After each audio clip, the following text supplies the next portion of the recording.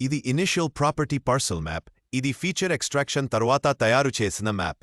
ప్రతి పార్సెల్ ఒక ప్రాపర్టీ బౌండరీని సూచిస్తుంది.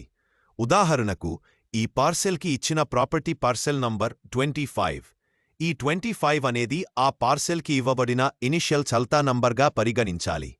ఇప్పుడు ఈ పార్సెల్ మ్యాప్ని ఆర్థోరెక్టిఫైడ్ ఇమేజ్పై ఓవర్లే చేస్తే ఈ చల్తా నంబర్ 25 ఏ ప్రాపర్టీకి చెందిందో స్పష్టంగా కనిపిస్తుంది.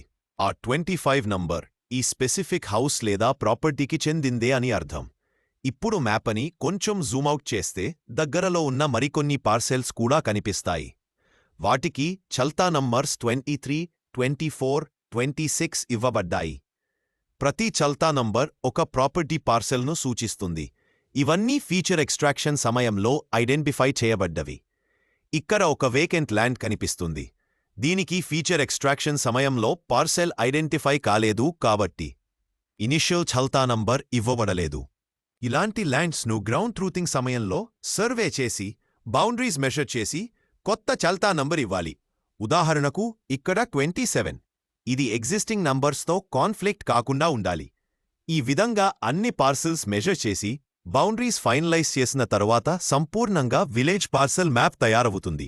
ఇది ఆ గ్రామానికి సంబంధించి ఫైనలైజ్డ్ పార్సెల్ లేయర్.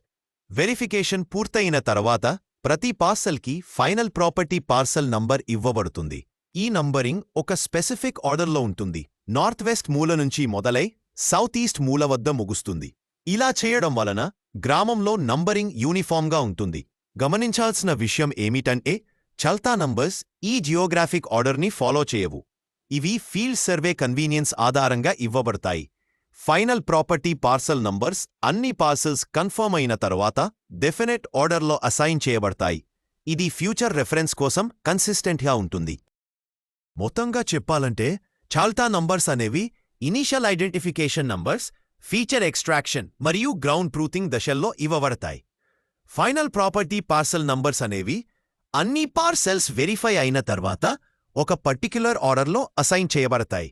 ఈ రెండు నంబర్స్ మధ్య కోరిలేషన్ మెయింటైన్ చేయడం చాలా ముఖ్యం.